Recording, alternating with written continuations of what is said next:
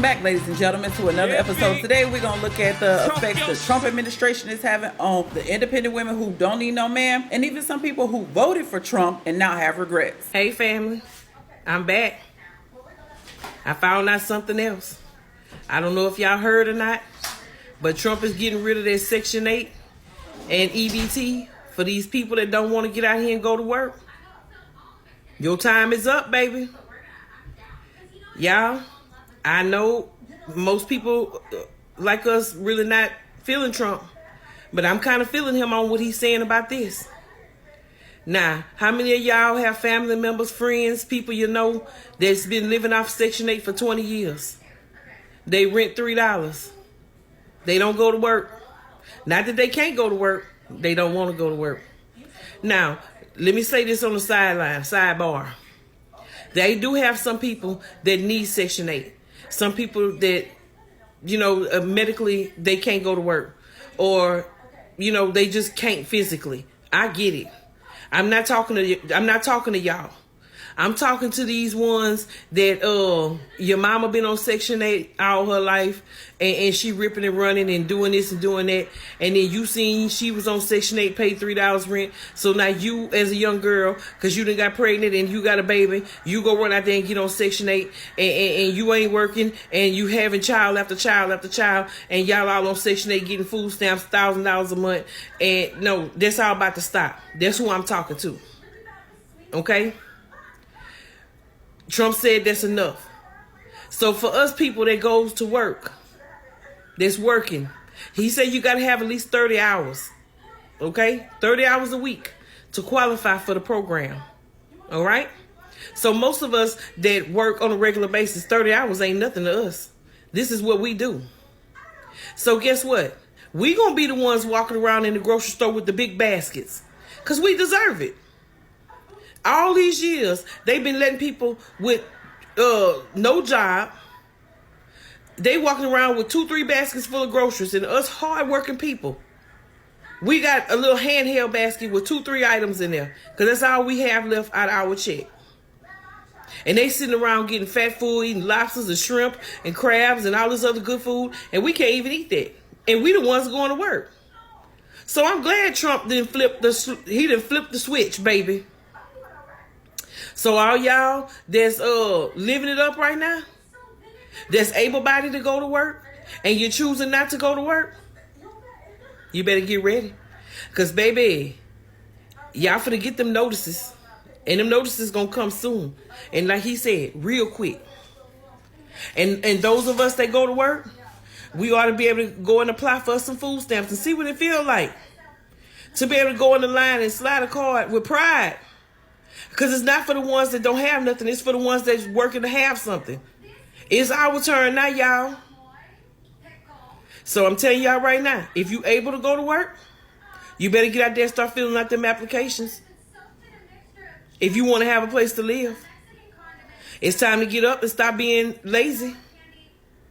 Because, baby, this is not the American way no more. Trump said no. And y'all can be mad all you want to. I told you, things are changing. You ain't gonna like it, but guess what? You got to go with it. So that's what I got for y'all today. No more Section 8 EBT for people that don't want to go to work.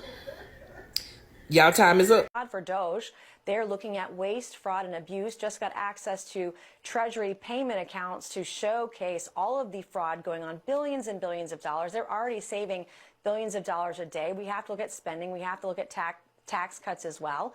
But it's very important. There are multiple factors that go into inflation. We have to recognize that and try to fight our way forward and grow the economy in a way that wages grow with the challenges we have ahead, and that people can afford eggs and gas again. We can't do that right now until we fix the system. Yeah, we were just looking at a scrolling list of some of the products and companies that are going to be affected. And it seems like virtually every sector of the American economy potentially could be targeted by these tariffs, and the tariffs that Mexico and Canada have now announced that they will institute against U.S. goods. I quit at being independent.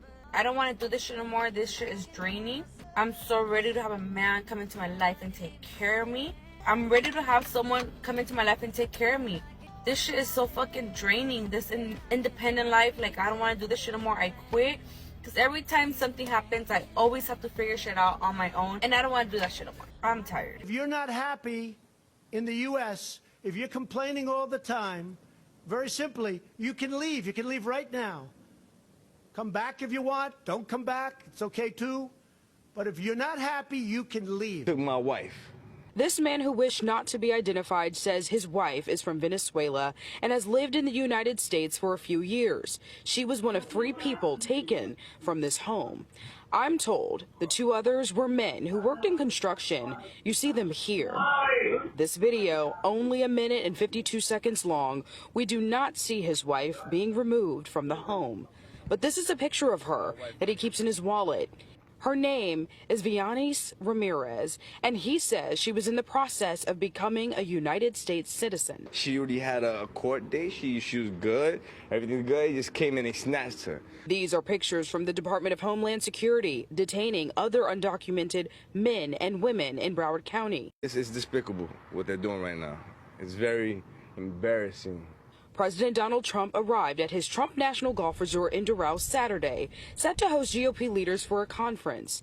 This man hopes this message makes it to him.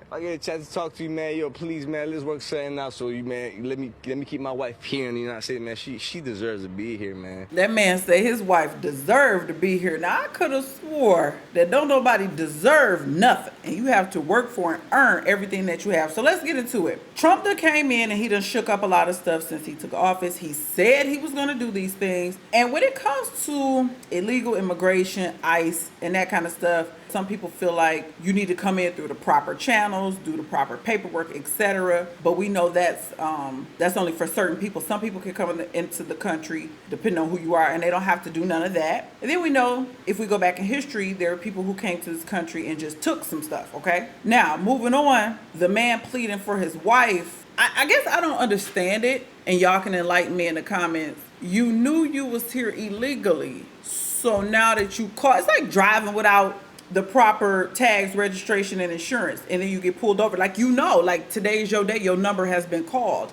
You knew he was gonna do this. He said it, and he's doing it. You didn't come in here legally. The American government wants y'all to come fill out the paperwork, take the test, and go through the process. Moving on. Everybody complaining about prices of eggs and gas and pretty much everything. We showed the list of everything that's affected. Trump with the tariffs or charges on other countries like Mexico. Everybody who love they little pico de gallo and guac, the avocado and tomato prices. I mean, these are the things that's going to be affected by his actions. And it doesn't affect Donald Trump directly, right? It affects the shipping places, the grocery stores, the people who sell this stuff, and of course it eventually trickles down to the everyday average consumer. Right now, it's the dead of winter in most of America. You have women who are feeling it, and not just at the grocery store. Like the first clip, let's get into that. Let's get into these federal programs. Let's get into the EBT, Section 8, health coverage, daycare, all these government subsidies and programs that they have for people who meet that low income requirement. I did hear that too. You got to clock in 30 hours a week to keep certain benefits. And I do want to say this to all my people who are woke. As we factor all this in, America's still funding Ukraine and Israel. And I'm going to just leave that there, and we're going to continue to move on. But y'all know the hypocrisy in all of this. Like I said about undocumented workers. Some people can come in here undocumented. Some people can't. The people who can't, you don't know nobody. You ain't nobody. We all know that the rules change depending on who you are. Moving forward, women who have taken advantage. Let's talk about the people who've taken advantage of this. And that ain't just black people. You have people from all ethnic groups who come over here and take advantage of the government programs because they can. It's not that difficult. You know, they have different translators. You look at paperwork, you see all these different languages because they're accommodating people from all walks of life who come here. People who abuse the system. You know, I know a lot of people feel like it comes out of their tax dollars, which is true. So people want to crack down on that. A lot of people are jealous. If I have to work, you should have to work. You shouldn't get free this or that. And I get that. I completely get that. But I guess, like the lady said, most of us, I've always worked. I was in the insurance industry, and then I became a healthcare worker. So me personally, I've always worked. So whether somebody was getting something or not, I pretty much worked the majority of my life until, times where for our family's sake, I needed to be at home and do the housewife thing, which I've done and am currently doing. So I do understand it, but the people who voted for Donald Trump, who are now in shock at the things that he's doing, the people who advocated for him in the Republican Party because, they've taught us the Democrats aren't for us, their racism is hidden, etc. And now people mad because it's hard out here. It's a cold winter. It's harder to get stuff. Things are more expensive. People are struggling. The bad storm that just hit, you got women complaining from cleaning off their cars and how difficult it is trying to survive and raise children, and they don't have no me time and time to themselves. But these are the same people who said they ain't need no man. See, Trump and his administration is making it harder on average everyday American citizens. So it would behoove single people to try to coexist and link up with someone else from a survival standpoint and from a humility standpoint. We all need each other. It's not good for a man to be alone. But I know a lot of people are feeling it at the pump, the grocery store especially. People are feeling it. So y'all leave me a comment. Let me know how y'all feel about the executive orders and different things that the Trump administration is putting into effect and how it's affecting the average everyday American, and how we can see that it's only going to get worse, and people need to start clicking up, coming together in order to soften the blow for the things that's to come. Leave me a comment. Let me know what y'all think about the topic. Till the next time, I will catch you on the next episode. Peace out.